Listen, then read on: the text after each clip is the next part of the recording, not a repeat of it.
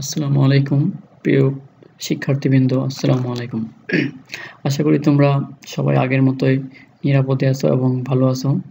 তো আমি তোমাদের সাথে এর আগেও একটা অধ্যায় নিয়ে আলোচনা করেছিলাম।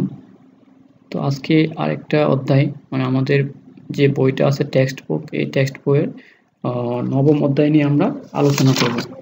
এই নবম অধ্যায়ে আছে আমাদের পাওয়ার স্টিয়ারিং সিস্টেম।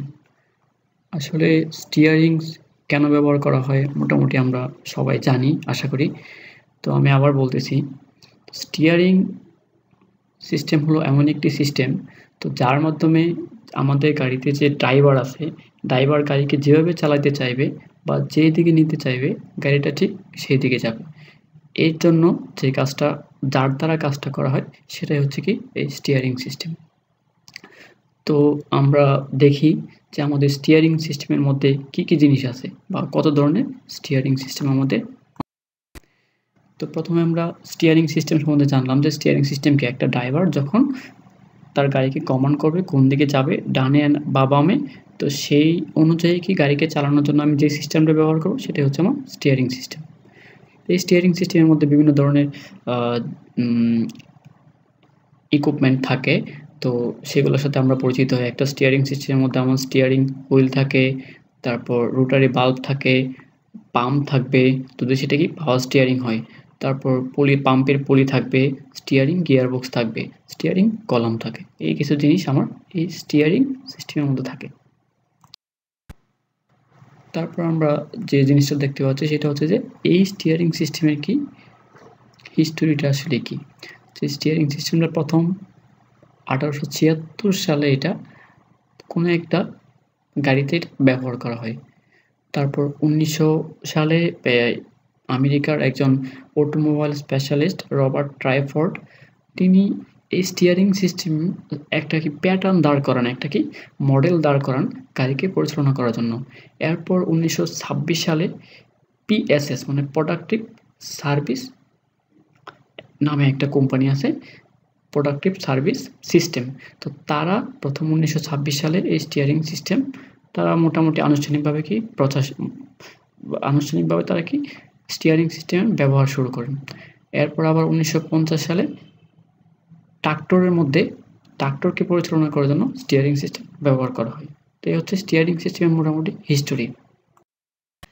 তারপর আমরা জানি স্টিয়ারিং সিস্টেমের কী কী কম্পোনেন্ট থাকে। প্রত্যেকটা জিনিসের কিছু কিছু কম্পোনেন্ট আছে, মানে যে জিনিসগুলো দ্বারা সে গঠিত বা যার সাহায্যে ওই জিনিসটা কি চলে। তো আমার স্টিয়ারিং সিস্টেমের কিছু কম্পোনেন্ট আছে, তার মধ্যে প্রধান কম্পোনেন্ট হচ্ছে স্টিয়ারিং কলাম, স্টিয়ারিং লিঙ্কেজ, তারপর যদি পাওয়ার স্টিয়ারিং থাকে তাহলে কি আমার রিজার্ভার থাকবে, তারপর স্টিয়ারিং গিয়ার বক্স থাকবে, তারপর রোটারি বাল্ব থাকবে, পাম্প থাকবে অ্যান্ড র্যাক অ্যান্ড পিনিয়ন থাকবে।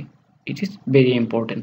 র্যাক অ্যান্ড পিনিয়ন, আমার যাই কিছু দিয়ে আমি পাওয়ার তৈরি করি, যাই কিছু আমি করি না কেন আমার র্যাক অ্যান্ড পিনিয়ন থাকতে হবে এই স্টিয়ারিংকে ডানে বা বামে মোড় নেওয়ার জন্য। তারপর আমরা যে চিত্রগুলো দেখতে পাচ্ছি, দেখো যে স্টিয়ারিং হুইল কেমন। আমরা সবাই জানি, আমরা প্রত্যেকে কি গাড়িতে চলাচল করি, তো আমরা দেখি যে ড্রাইভার যে জিনিসটা কি ঘোরায়, তার সামনেই যে জিনিসটা থাকে যেটাকে ঘুরে এসে কি গাড়িকে ডানে বা বামে মোড় নেয়, সেটাই হচ্ছে কি স্টিয়ারিং হুইল। আর স্টিয়ারিং কলাম কোনটা, স্টিয়ারিং নিচে যে দণ্ডটা থাকে সেটাই হচ্ছে কি আমার স্টিয়ারিং হুইল। তারপর হচ্ছে steering gear box. Steering gear box হচ্ছে মূলত আমরা স্টিয়ারিং গিয়ার বক্স বাইরে থেকে দেখতে পাই না, এটা একটা কেসিং দ্বারা আবৃত থাকে। এই স্টিয়ারিং গিয়ার বক্সের ভিতরে কি আমার র্যাক অ্যান্ড পিনিয়ন থাকে। তো এই স্টিয়ারিং কলামের যে শ্যাফটটা আছে, এই শ্যাফটটা হচ্ছে আমার এই স্টিয়ারিং গিয়ার বক্সের র্যাকের সাথে যুক্ত থাকে। তারপর আমরা দেখতে পাই রিজার্ভার। এই রিজার্ভারে কি থাকে মোটামুটি মনে হয় তোমরা বুঝতে পেরেছো। তো রিজার্ভারে থাকে আমার কি অয়েল। আমার যদি সেটা হাইড্রোলিক স্টিয়ারিং সিস্টেম হয় তাহলে কি আমার হাইড্রোলিক একটা অয়েল থাকতে হবে, যে অয়েলের সাহায্যে কি আমি একটা প্রেসার তৈরি করব, আমি শক্তিটাকে বাড়াবো। তো এর জন্য নর্মালি আমরা কি মিনারেল অয়েলটা ব্যবহার করে থাকি হাইড্রোলিক অয়েল হিসেবে। তারপর থাকবে আমার রোটারি বাল্ব। আমার হাইড্রোলিক অয়েল আছে, তো অয়েলটা আমার কোন পথ দিয়ে যাবে সেই পথটা নির্দেশ করার জন্য আমার একটা কি বাল্ব থাকবে, বা আমার সবসময় কি আমার অয়েলটা যাওয়ার প্রয়োজন হবে না। তো অয়েলটাকে কন্ট্রোল করার জন্য কি আমার বাল্ব প্রয়োজন আছে। তো এটাকে আমরা রোটারি বাল্ব বলবো। তো রোটারি বাল্বের বিভিন্ন অংশ আছে, যেরকম ইনপুট শ্যাফট আছে, মানে যার মধ্যে দিয়ে আমার অয়েলটা ভিতরে প্রবেশ করে। তারপর একটা তার আউটপথ থাকবে, যার মধ্যে দিয়ে সে কি বাহিরে বের হয়ে যাবে। তো এরকম তারপর বিভিন্ন জিনিস আছে। তারপর রোটারি বাল্বের আমরা জানি যে ইনলেট বাল্ব ইউনিট থাকবে। তারপর হচ্ছে যে এরকম বিভিন্ন অংশ দ্বারা কি আমার একটা বাল্ব গঠিত। তারপর হচ্ছে কি আমার পাম্প থাকবে। পাম্প হচ্ছে কোন জিনিস, যার সাথে কি আমি কোনো একটা জিনিসকে এক স্থান থেকে অন্য স্থানে কি আমি স্থানান্তর করতে পারি, সেটাই হচ্ছে কি আমরা জানি মোটামুটি পাম্প। তো এই পাম্পের সাহায্যে কি আমি রিজার্ভারে যে আমার অয়েলটা আছে বা বাল্বের মধ্যে আমি যে অয়েলটা পাস করব, সেটা কি আমার পাম্প দ্বারা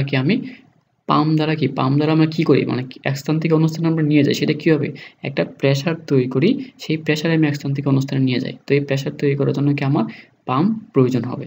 তো আমার নর্মালি এই পাওয়ার স্টিয়ারিং সিস্টেমে যে পাম্পটা ব্যবহার করা হয়, এটা হচ্ছে কি আমার ইঞ্জিনের ক্র্যাঙ্ক শ্যাফটের যে বেল্ট আছে, সেই বেল্টের সাহায্যে চলে, বা ক্র্যাঙ্ক ইঞ্জিনের শক্তি দ্বারা কি এই পাম্পটা পরিচালিত হয়।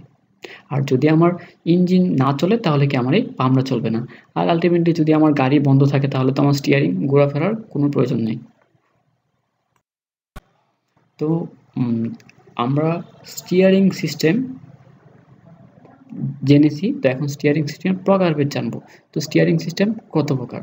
স্টিয়ারিং সিস্টেম মূলত হচ্ছে দুই প্রকার, একটা হচ্ছে কি ম্যানুয়াল স্টিয়ারিং, একটা হচ্ছে পাওয়ার স্টিয়ারিং। ম্যানুয়াল স্টিয়ারিং আমরা এরপরে আলোচনা করতেছি। এখন আমরা আসি প্রথম পাওয়ার স্টিয়ারিং। এই পাওয়ার স্টিয়ারিং সিস্টেমে তিন ধরনের স্টিয়ারিং মোটামুটি আমরা দেখতে পাই। একটা হচ্ছে হাইড্রোলিক পাওয়ার স্টিয়ারিং, একটা হচ্ছে ইলেকট্রো হাইড্রোলিক পাওয়ার স্টিয়ারিং, যেটা কম্বাইন আর কি, আর একটা হচ্ছে ইলেকট্রিক পাওয়ার স্টিয়ারিং সিস্টেম। তো আমরা প্রথমে আলোচনা করি যে হাইড্রোলিক স্টিয়ারিং সিস্টেম। এই হাইড্রোলিক স্টিয়ারিং সিস্টেমের মধ্যে আমার কী কী জিনিস থাকে? হাইড্রোলিক স্টিয়ারিং সিস্টেমের মধ্যে আমরা অলরেডি কি হাইড্রোলিক পাম্পের সাথে পরিচিত হয়েছি, তারপর রিজার্ভারের সাথে পরিচিত হয়েছি, বাল্বের সাথে পরিচিত হয়েছি। তো এই হাইড্রোলিক পাওয়ার সিস্টেমের মধ্যে কী কী জিনিস থাকে দেখো, এখানে একটা রিজার্ভার আছে, তারপর হচ্ছে তোমার টাই রড আছে। টাই রড কোনটা? আমরা অলরেডি সাসপেনশন সিস্টেমে কি টাই রড সম্বন্ধে আলোচনা করছি। টাই রড হচ্ছে কি যে রডের সাহায্যে স্টিয়ারিং নাকল, যে রডের সাহায্যে কি এই র্যাক থেকে যে শ্যাফটটা আমার ওই অ্যাক্সেলে গেছে, সেই শ্যাফটটাই হচ্ছে কি আমার এই টাই রড, মানে যার সাহায্যে আমি র্যাকের সাথে চাকাকে সংযুক্ত করতেছি, মানে যে চাকাকে চালাবো আর কি, স্টিয়ারিং নাকলকে সংযুক্ত করতেছি, সেটা হচ্ছে কি আমার টাই রড।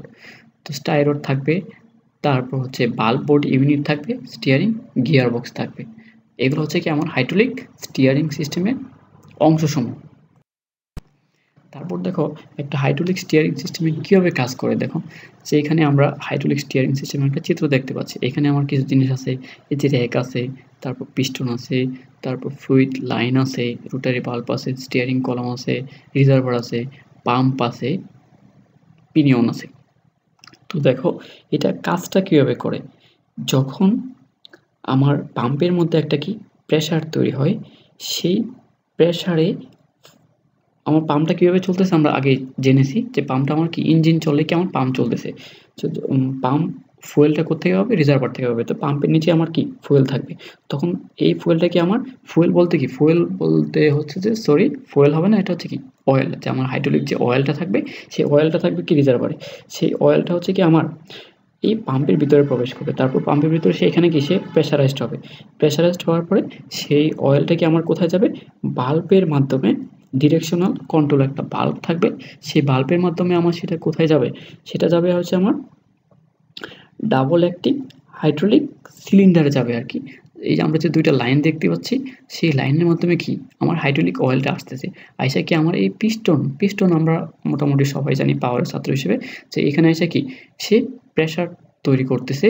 এখানে প্রেশার তৈরি করার পরে তারপর কি এই যে পিনিয়নটা আছে, এই পিনিয়নটা কি আমার নড়াচড়া করতেছে র্যাকের উপরে। যখন আমার কি এই দুইটা দেখো লাইন আছে, ফ্লুইড লাইন দুইটা আছে। একটা যখন কি উপরের লাইন দিয়ে যখন কি আমার ফ্লুইডটা ভিতরে প্রবেশ করে, যখন তার উপর প্রেশার তৈরি করে, তখন কি আমার গাড়িটা কি বামের দিকে মোড় নেয়। আবার যখন কি নিচের লাইনটা দিয়ে যখন আমার ফ্লুইড প্রবেশ করে, যখন এই লাইনের ভিতরে প্রেশার প্রয়োগ করে, তখন কি আমার গাড়িটা কি ডান দিকে মোড় নেয়।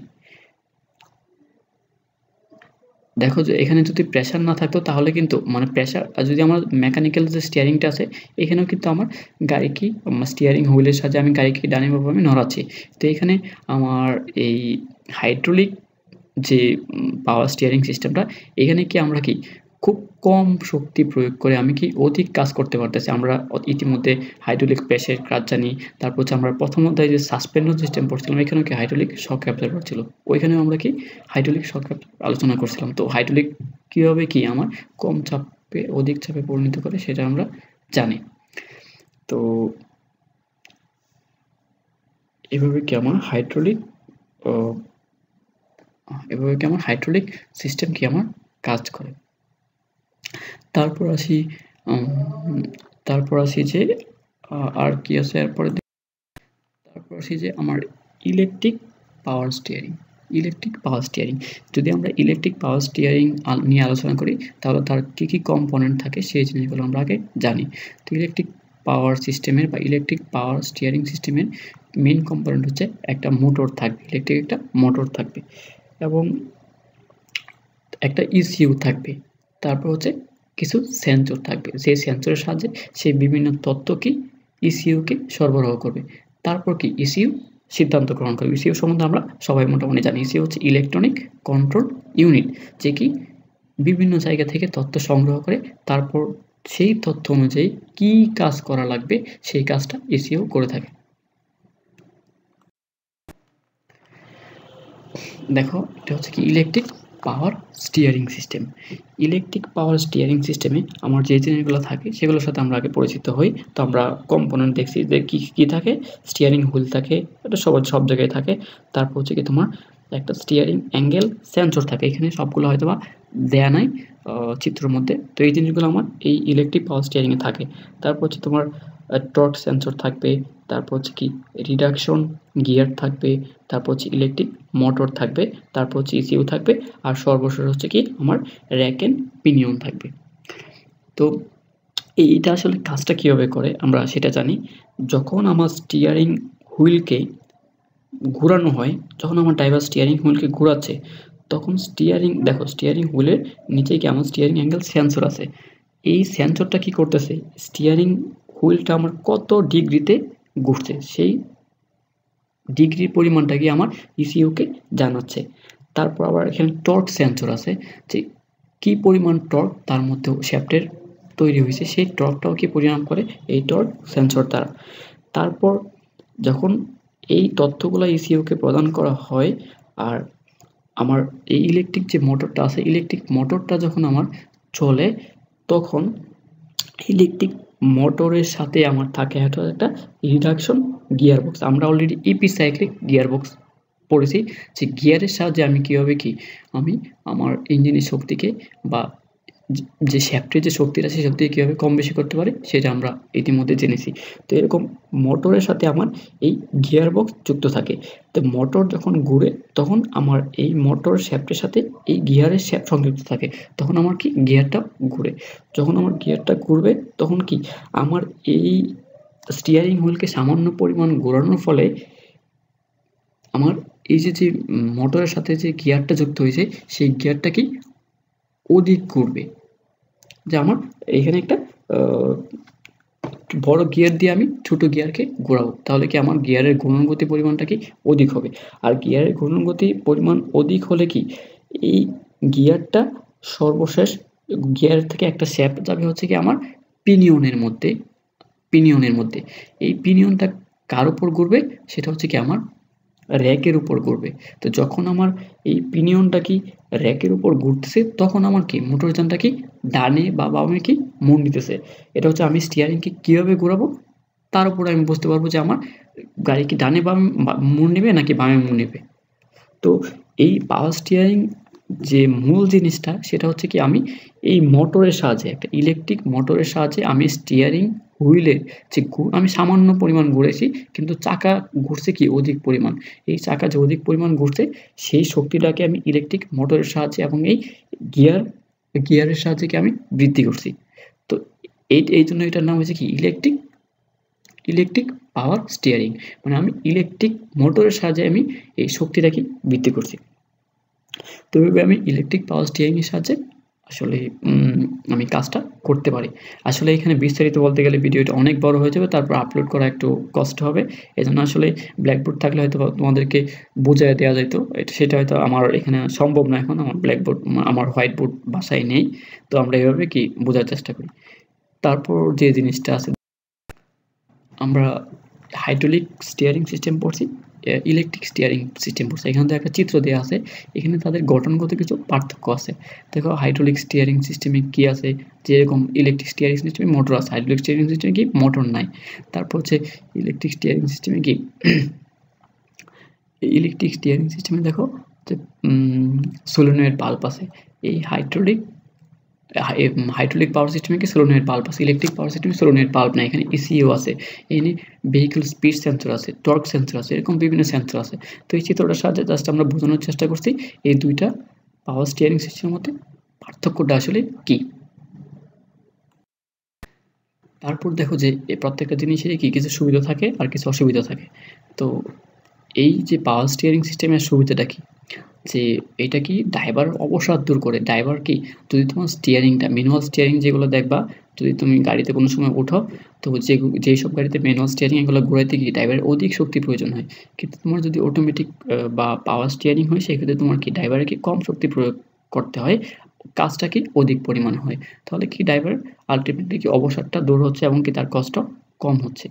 যে আমি কি এটার সুবিধা কি আরও, যে আমি মানে আমি শুধু কাজ করতেছি অল্প, কিন্তু আমার আউটপুট পাচ্ছি কি বেশি। আমি স্টিয়ারিং হুইলটা ঘোরাচ্ছি কম, কিন্তু আমি আউটপুট বেশি পাচ্ছি। এবং আমার যে জিনিসগুলো আমি ব্যবহার করতেছি শক্তি বৃদ্ধির জন্য, ওইগুলোর গুণগতি যেরকম, এই পাওয়ার স্টিয়ারিংয়ের আউটপুটটা আমার কি সেম থাকবে। তো এটা হচ্ছে কি আমার অ্যাডভান্টেজ এই পাওয়ার স্টিয়ারিং। তারপর প্রত্যেকটা জিনিসের কিছু ডিসঅ্যাডভান্টেজ থাকে, তাই না? অ্যাডভান্টেজ থাকে, ডিসঅ্যাডভান্টেজ থাকে। তো ডিসঅ্যাডভান্টেজগুলো কেমন? ডিসঅ্যাডভান্টেজগুলো হচ্ছে যে তোমার এই সিস্টেমে যেহেতু তোমার পাম্প থাকবে, তারপর হচ্ছে তোমার এই অয়েল রিজার্ভার থাকবে, সেই ক্ষেত্রে তোমার লিকেজ হওয়ার কিছু সম্ভাবনা থাকবে। তারপর হচ্ছে কি তোমার স্থায়িত্ব কম থাকে, যেহেতু অনেক সিস্টেম থাকে, সেক্ষেত্রে তোমার বিভিন্ন সিস্টেম বিভিন্ন সময় কি সমস্যা হতে পারে, তার জন্য কি সেই সিস্টেমটাকে স্থায়িত্ব কম হয়। তারপর হচ্ছে কি এই সিস্টেমগুলো আমার যেহেতু গাড়ির উপর স্থাপন করা থাকে, তো গাড়ি তো আমার রানিংয়ের মধ্যে থাকে, তো সেই ক্ষেত্রে এই জিনিসগুলো কি আমার ভাইব্রেশন হওয়ার সম্ভাবনা থাকে। এগুলো হচ্ছে কি আমার। তারপর আমরা এই পাওয়ার স্টিয়ারিং সিস্টেম কি আমরা আজকাল যে আধুনিক যে গাড়িগুলো আছে, মডার্ন গাড়িগুলো আছে, এই সবগুলো গাড়িতে কিন্তু আমি এই পাওয়ার স্টিয়ারিং সিস্টেম ব্যবহার করতেছি আমার অধিক শক্তি পাওয়ার জন্য। তারপর দেখো আমরা মেকানিক্যাল স্টিয়ারিং বলছিলাম, যে ম্যানুয়াল স্টিয়ারিং আছে বা মেকানিক্যাল স্টিয়ারিং। এই মেকানিক্যাল স্টিয়ারিং কি জিনিস থাকে দেখো, স্টিয়ারিং কলাম থাকে। প্রথম থাকে স্টিয়ারিং হুইল, তারপর হচ্ছে স্টিয়ারিং কলাম, তারপর হচ্ছে ইন্টারমিডিয়েট শ্যাফট, তারপর হচ্ছে ইউনিভার্সাল জয়েন্ট থাকে, পাওয়ার অ্যাসিস্টেড স্টিয়ারিং সিস্টেম। এই স্টিয়ারিং হুইলকে যখন কি আমার ড্রাইভার ঘোরাচ্ছে, তখন এই স্টিয়ারিং কলামটা কি ঘুরতেছে। আর স্টিয়ারিং কলাম ঘুরে কিসের উপর ঘুরতেছে, স্টিয়ারিং কলামের মাথার মধ্যে আছে একটা কি র্যাক। এই পিনিয়নের উপর সে ঘুরে কি সে কি গাড়িকে ডানে বা বামে মোড় নিয়ে এটা হচ্ছে কি মেকানিক্যাল স্টিয়ারিং সিস্টেম। এখানে আমার হাইড্রোলিক বা power steering, electric power steering সিস্টেমের মতো আমার আধুনিক যে যন্ত্রপাতি, হাইড্রোলিক পাম্প, তারপর হচ্ছে তোমার ইলেকট্রিক মোটর, এখানে এই জিনিসগুলো ব্যবহার করা হচ্ছে না। ড্রাইভার এখানে যে পরিমাণ শক্তি প্রয়োগ করতেছে, সেই পরিমাণ কাজই কিন্তু এখানে হচ্ছে। এই স্টিয়ারিংগুলো মূলত একটু কি হার্ড থাকে, যেহেতু কি ড্রাইভার তার নিজের শক্তি দ্বারা কি এই পুরো কাজটা করতে হয়। এখানে তাকে কেউ শক্তি বাড়িয়ে দিচ্ছে না। তারপর দেখো মেকানিক্যাল স্টিয়ারিং সিস্টেম আমরা বলছি। তারপর ইন্টিগ্রাল পাওয়ার স্টিয়ারিং সিস্টেম। এই ইন্টিগ্রাল পাওয়ার স্টিয়ারিং সিস্টেমটা হচ্ছে এমন একটা পাওয়ার স্টিয়ারিং সিস্টেম, যেটা কি যৌথভাবে হাইড্রোলিক র্যাক এবং পিস্টনের সঙ্গে ওয়ার্ম এবং বল পিনিয়নের নাট, স্টিয়ারিং গিয়ার প্রভৃতি ধারণ করে। মোটরযানের চালক যখন স্টিয়ারিং হুইলকে ঘোরায়, তখন কি স্টিয়ারিং গিয়ারের বাল্ব ইউনিটের মধ্যে কি একটা প্রতিক্রিয়া সৃষ্টি হয়, বাল্বের মধ্যে একটা প্রতিক্রিয়া সৃষ্টি হয়। এতে কি বাল্ব, লিঙ্ক, চালক লিভার কি সক্রিয় হয়। তখন কি তার মধ্যে যে থার্স্ট বিয়ারিং থাকে, একটা থার্স্ট বিয়ারিং ইউনিট এবং গিয়ার হাউজিং এবং পিস্টনের মধ্যে তেলের সুড়ঙ্গ পথ বা তেল বলতে যে হাইড্রোলিক অয়েলটা আছে সুড়ঙ্গ পথ বা খোলার জন্য কি বাল্বকে সম্মুখ বা পশ্চাৎ দিকে ঘুরাইতে থাকে। মোটরযানের নিরপেক্ষ বা সোজা যানে চলার সময় অয়েল পাম্প থেকে বাল্বের খোলা কেন্দ্রের দিকে প্রবাহিত হয় এবং কি তৈলাধারে ফেরত আসে। যখন স্টিয়ারিং হুইলকে ডান দিকে ঘোরানো হয়, যখন আমি স্টিয়ারিং হুইলকে বা ড্রাইভার যখন স্টিয়ারিং হুইলকে ডান দিকে ঘোরাবে, তখন কি হাইড্রোলিক পদার্থের চাপ উৎপন্ন হয় এবং সেই মোতাবেক মোটরযান ডানে অথবা কি বামে কি মোড় নেবে, যেদিকে সে স্টিয়ারিংটা ঘোরাবে সেদিকে কি মোড় নেবে। এই সময় বাম দিকের পাওয়ার সিলিন্ডারের অয়েলের চাপ আরোপিত হলে বাম দিকে এবং ডান দিকে ঘোরার পাওয়ার সিলিন্ডারের তরলের চাপ আরোপিত হলে ডান দিকে ঘুরবে। সোজা পথে চলার সময় উভয় সিলিন্ডারে কি যে অয়েলটা আছে সে অয়েলের চাপ কি সমান থাকে। এটা হচ্ছে কি আমার ইন্টিগ্রাল পাওয়ার স্টিয়ারিং সিস্টেম। এই ইন্টিগ্রাল পাওয়ার স্টিয়ারিং সিস্টেমটাও সচরাচর তেমন ব্যবহার করা হয় না। আজকাল সব গাড়িতে মোটামুটি আমার পাওয়ার স্টিয়ারিং আছে। এই পাওয়ার স্টিয়ারিং হাইড্রোলিক বা হচ্ছে ইলেকট্রিক মোটর পাওয়ার স্টিয়ারিং, ওই স্টিয়ারিংগুলোকে আমার ব্যবহার করা হয়। এখানে দেখতে পারবো যে আমার এখানে কি র্যাক এন্ড পিনিয়নের চিত্রটা কি সুন্দরভাবে আছে। র্যাক হচ্ছে যেটার মধ্যে কি আমার পিনিয়নটা কি ঘুরবে, সেটা হচ্ছে কি আমার র্যাক। তারপর দেখো আসছে মানে পরিসংখ্যান, উপসংহার। যে উপসংহার আমরা কি দেখতে পেলাম আসলে, যে এই থেকে আমরা এই শিক্ষা নিলাম যে পাওয়ার স্টিয়ারিং সিস্টেম প্রত্যেকটা মডার্ন গাড়ির জন্য খুবই উপযোগী। কারণ আমাদের মডার্ন গাড়ি যেগুলো আছে সেগুলো কি আরামদায়ক গাড়ি। এখানে কি আমি খুব সহজে কি আমি অধিক পরিমাণ কি শক্তি পেয়ে থাকি। তো মডার্ন যেসব গাড়ি আছে সবগুলো গাড়িতে কি আমার এই পাওয়ার স্টিয়ারিং সিস্টেম ব্যবহার করা হয়। এটার সুবিধাটা কি আসলে আমরা অলরেডি আলোচনা করছি। অ্যাডভান্টেজটা কি, তো এটা হ্যান্ডেলিং করা সহজ, তারপর হচ্ছে ড্রাইভার কমফোর্ট মানে আরামদায়ক ফিল করে এবং তার কি যে অবসাদটা আছে এই অবসাদটা কি দূর হয়েছে। বারে কষ্ট করার কারণে তার যে ক্লান্তিটা চলে আসতো সেই ক্লান্তিটা কি এরকম স্টিয়ারিং সিস্টেম থাকার কারণে সেটা কি দূর হয়। আমি এইসব স্টিয়ারিং সিস্টেম সম্বন্ধে ইউটিউবে কিছু ভিডিও দেখছি, তো আমি তোমাদেরকে লিঙ্ক দিয়ে দিছি।